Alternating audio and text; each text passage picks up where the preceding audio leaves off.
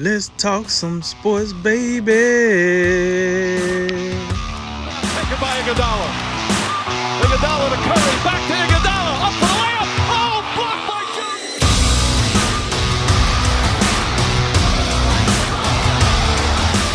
And remember, make tomorrow better than today, and make today better than yesterday. And you know what we gonna do. We gonna holler at you until next time, baby. All right, guys, we'll keep it in the NBA with a look at some recent comments by Paul Pierce. The former Celtic great turned ESPN broadcaster recently remarked that LeBron would not make it to his top 5 all-time list.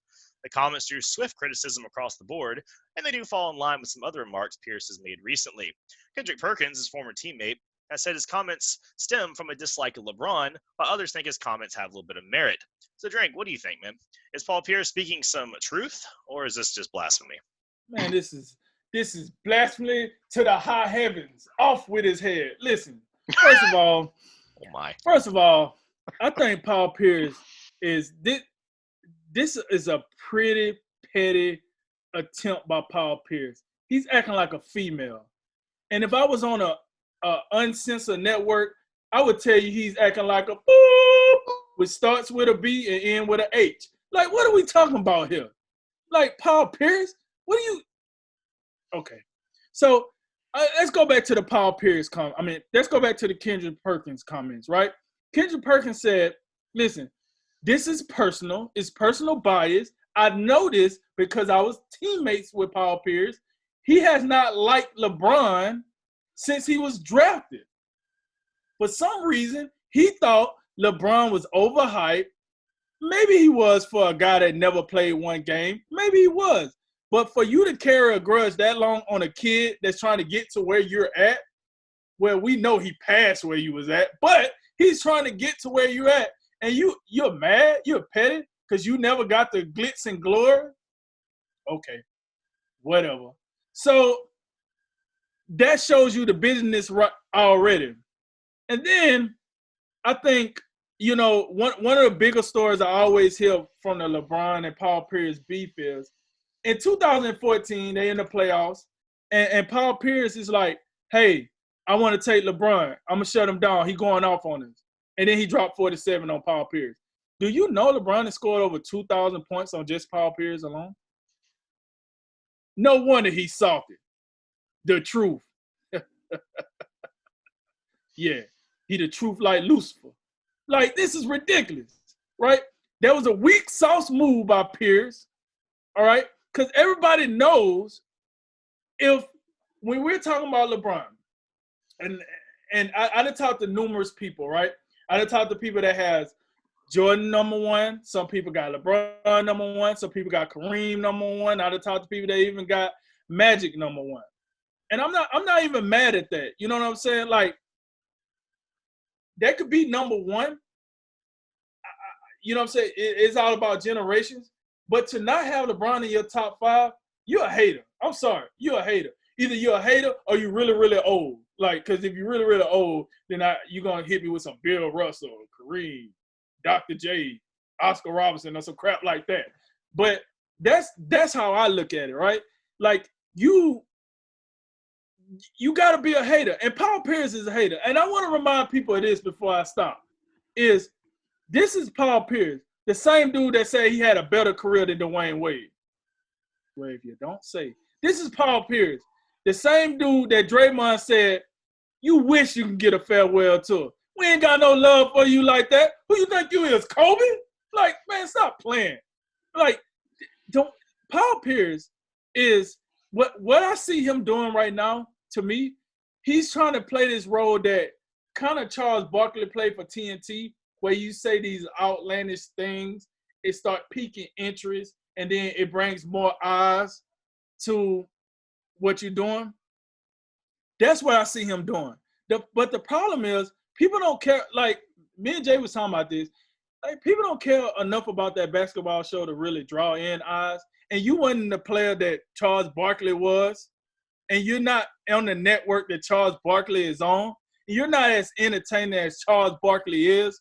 So if that's your goal, hey, get you another day job, buddy, because this one ain't working out for you. So in my conclusion of this, Paul Pierce is a hater. He should change his name from the truth to the false, because you whack, and holler at your boy. And LeBron is definitely top 5. Yeah, this is first of all, Paul Pierce as a player, liked him a lot.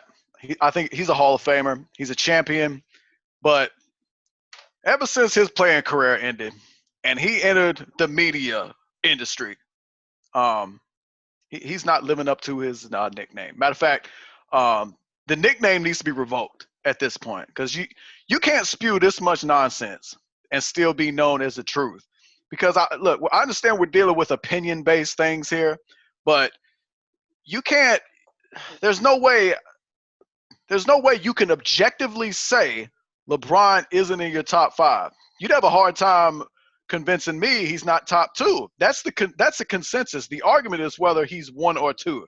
It's not whether he's in the top 5. He's already submitted that. I don't see much argument in that. But think about this, and you brought it up. This is kind of who Paul Pierce is, because we've seen it to where he's made comments like this before. He said, "I had a better career than Dwayne Wade." Did you now? Because when we lined up the resumes, we didn't see it that way. So we know what it is. It's almost what we talked about in the last segment. You mad, you salty, you had the big 3, you won a ring, and then the Heat one-upped you with their big 3 with Wade, LeBron, and Bosh, and they was better than you. They knocked you out the playoffs 2 straight years, and they kept you from getting more rings. So, and it's not to where you look at his top 5, you got Michael, Kareem, Bill Russell, Magic, Kobe. It's not that it's a terrible top 5, because all of those were great players. We had all of them in our top 10s that we ran last week, but LeBron has to be in there somewhere. It just defies reasoning when you talk about all the factors that matter: rings, stats, awards, everything. You add it all up, you put it side by side. There's just no way he can't not be in your top 5, and it doesn't make a whole lot of sense. It defies logic. And then if your approach is to be outlandish and just say ridiculous things, then this is my problem with people like this in the media that just say things for ratings and to stir up stuff. I mean, I just don't find him all that entertaining. I can't remember the last time I watched with pleasure an NBA countdown or an NBA on ESPN halftime show and was like, man, you know what? Paul Pierce, yeah, he really thought provoking today. He's saying a lot of sense. He really broke that down really well. He's saying he making a whole lot of sense today. No, he never said nothing that I found thought provoking. That was a good point, Paul. Yeah, he did. You were thought provoking. I don't know if that was a good point, but remember he said that series was over between Boston and was it Boston and Milwaukee? Oh, after one game. Another ridiculous comment. That was thought provoking. Yeah, you're right on thought provoking, but yeah, it's just, I don't know. You need to redefine your approach, Paul, because at this point I don't know why ESPN wasting their time keeping him around. The worldwide leader in sports, is it the worldwide leader in sports or the worldwide leader in nonsense? Yeah, I think you're looking at a thing that really highlights just all this wildness that Pierce has been saying in this little broadcast career adventure so far. And look, the LeBron not top 5 thing, it's not really defensible, like y'all said. You made great points about it. I get these lists are subjective and sometimes greatest versus best versus just your personal top 5. Like, whatever. Like, if you want to throw me some crap like Jordan, Kareem, Magic, Shaq, Wilt, or Russell, like I used, Drake gave us his top 5 or Pierce's top 5, but it's hardly defensible to begin with. But then, we have to recall that, like you said, Pierce's Celtics were directly against the Cavs and the Heat in many playoff series. LeBron has a winning record against Pierce overall. He's 35-34, and he's also 17-13 against Pierce's teams in the playoffs. And you can go to me, well, LeBron, he played with Wade and Bosh, but Paul Pierce made his own super team in Boston, so I don't really want to hear it. LeBron has 39 games ranked, to add to your point, 39 games of 30-plus points against Pierce, including 5 where he dropped more than 40, including a career high of 49. So that tells you right there, LeBron more or less not completely dominated Pierce, but when it counted, he was putting in the work against Pierce. And, like y'all talking about the playoff hot takes, just last year we had 3 of these outlandish hot takes. He had the Celtics over the Bucks, game 1 of that 2019 second round. And then Giannis and the crew backdoor sweep 4-1, get out of here. Rockets are going to blow out the Durantless Warriors. Remember that when Kevin Durant got hurt in that game 6? Klay and Steph combined for 70 and Golden State won and went on, to the Western Conference Finals. And then the worst part, right, was when he talked about the Bucks. He said, "Oh, the Bucks, are going to get blown out. They're going to lose to the Celtics. The series is over." The next series, the Bucks go to play Toronto, and then the Bucks win their first 2 at home against Toronto, which you would think in a 7-game series, you're the home team, you're supposed to win your first 2 games. Pierce abandons his Toronto championship pick and instead picks the Bucks, who he just predicted to get whacked by the Celtics, and then Toronto goes on to win the series. So it's like, this isn't new. I mean, this outlandish sort of saying these edgy takes just to say them. I mean, we get it, dude. You're being edgy. You're trying to throw things out there. Like you said, it's that Charles Barkley effect. You're trying to throw stuff out and throw stuff to a wall, see what sticks. But like you said, the difference is you're not that entertaining. You don't have that kind of personality. And also what you're saying is a lot of blasphemy and nonsense. So it's not working on almost any level. And it just comes off as salty grapes and shock jock nonsense. So yeah, I'm on board. Let's maybe give it a rest, Paul. And hold on. And one more thing I forgot to bring this up because I was going on my tangent. Here's the deal.